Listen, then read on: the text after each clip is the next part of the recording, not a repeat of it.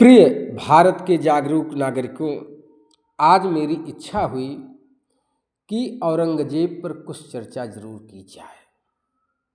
आखिर में औरंगजेब पर इतना विवाद क्यों?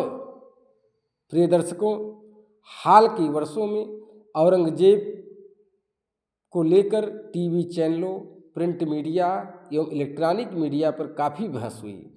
तो इतिहास का विद्यार्थी होने के नाते मेरी भी यह इच्छा हुई कि इस पर अपना कुछ विचार प्रस्तुत करूं। प्रिय दर्शकों, पहले मैं आपको औरंगजेब के बारे में कुछ बातें बता दूं कि औरंगजेब एक बहुत ही शक्तिशाली, निर्भीक एवं साहसी शासक था।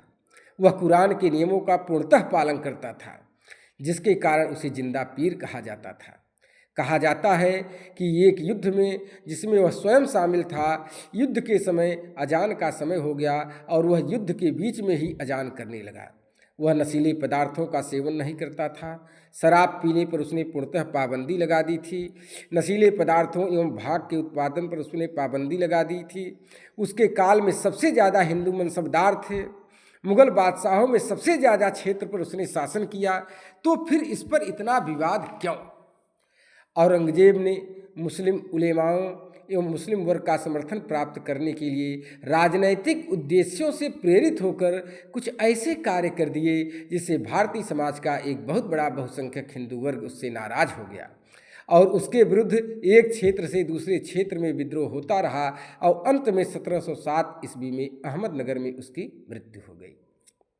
प्रिय दर्शकों, औरंगजेब के बारे में मैं आप लोगों को एक बात और बताना चाहता हूँ कि कुछ विद्वानों ने औरंगजेब की तुलना एक ऐसे अजगर से की है कि वह इतना खा गया, एक ऐसे अजगर से की कि वह इतना खा गया कि पचा ही नहीं पाया। अर्थात उसने इतना ज़्यादा साम्राज्य विस्तार कर दिया कि उन्हीं को संभालने में वह व्यस्त रहा और उसकी कुछ धार्मिक नीतियों की वजह से एक क्षेत्र से दूसरे क्षेत्र में विद्रोह होते रहे, जो कि अंततः मुगल साम्राज्य के पतन का कारण बने। अब हम चर्चा करेंगे कि औरंगजेब की कौन सी ऐसी धार्मिक नीतियां थी जिसने औरंगजेब पर इतना विवाद खड़ा कर दिया। देखिए प्रिय दर्शकों, प्रिय भारत के नागरिकों, आप लोग जान लीजिए कि औरंगजेब का जो घोषित उद्देश्य था, हालांकि यह राजनैतिक उद्देश्यों से प्रेरित था, लेकिन फिर भी उद्देश्य जो उसका था वह जनमानस में काफ़ी घर कर गया।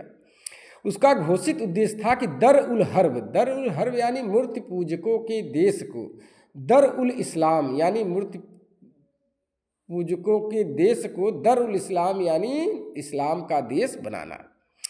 दूसरे, मुगल काल में एक मुहत्सिब नामक अधिकारी था।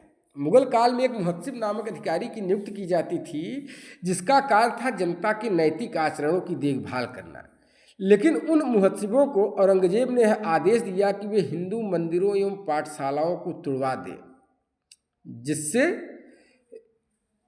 हिंदू धर्म का प्रचार प्रसार न हो सके, जिससे कि हिंदू राजाओं, नवाबों एवं जनता के मन में औरंगजेब के प्रति आक्रोश पैदा हुआ। तीसरे, औरंगजेब ने मुगल दरबार में विजयादशमी त्यौहार मनाए जाने पर पाबंदी लगा दी, जबकि इसके पहले यह मुगल दरबार में मनाया जाता था। चौथे, उसने हिंदू राजाओं के मस्तक पर तिलक लगाए जाने पर प्रतिबंध लगा दिया।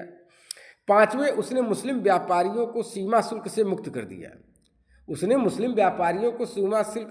दिया। जबकि यह सीमा शुल्क हिंदू व्यापारियों से लिया जाता था। यह भी औरंगजेब के विरुद्ध में एक प्रेरक का कार्य किया औरंगजेब के साम्राज्य के काल में। छठे, औरंगजेब ने एक आदेश के माध्यम से भू राजस्व विभाग में हिंदुओं के बदले मुसलमानों की नियुक्ति पर बल दिया। माने भू राजस्व विभाग में उसने कहा कि हिंदुओं के बदले मुसलमानों की नियुक्ति की जाए। सातवें, उसे प्रांतीय गवर्नरों को आदेश दिया कि वह हिंदू मंदिरों को नष्ट कर दें। यही उसकी सबसे बड़ी भूल हुई। इस आदेश के तहत 1666 ईस्वी में मथुरा के केशव राय मंदिर को तोड़ दिया गया। 1669 ईस्वी में बनारस के विश्वनाथ मंदिर को ध्वस्त कर दिया गया तथा वहाँ ज्ञानवापी मस्जिद का निर्माण कराया गया, जिस पर काफ़ी विवाद आज भी हो रहा है। गुजरात का सोमनाथ मंदिर तोड़ा गया, जिस पर विवाद आज भी चल रहा है। नौवें, उसने आदेश जारी किया कि हिंदू ईरानी घोड़े, हाथी अथवा पालकी की सवारी न करें। 10वें औरंगजेब ने हिंदुओं पर जजिया कर लगा दिया। जजिया एक प्रकार का धार्मिक कर था जो गैर मुस्लिमों से लिया जाता था। 11वें उसने हिंदुओं पर तीर्थ यात्रा कर लगाया, जबकि मुसलमानों पर ऐसी कोई पाबंदी नहीं थी। उसकी इस धार्मिक नीति के विरुद्ध तीव्र प्रतिक्रिया हुई, जो समकालीन जाट, राजपूत, मराठा था सिख विद्रोह के रूप में अभिव्यक्त हुई। कहा जाता है कि एक जाट नेता राजा राम ने सिकंदरा में स्थित अकबर के मकबरे की हड्डी निकालकर जला दिया था। और निरंतरता एवं परिवर्तन के क्रम में यदि हम देखते हैं तो यह बीज जो उस समय औरंगजेब के काल में विद्रोह की पड़ी हुई थी, आज भी चली आ रही है। बोलो गोविंद भगवान की जय।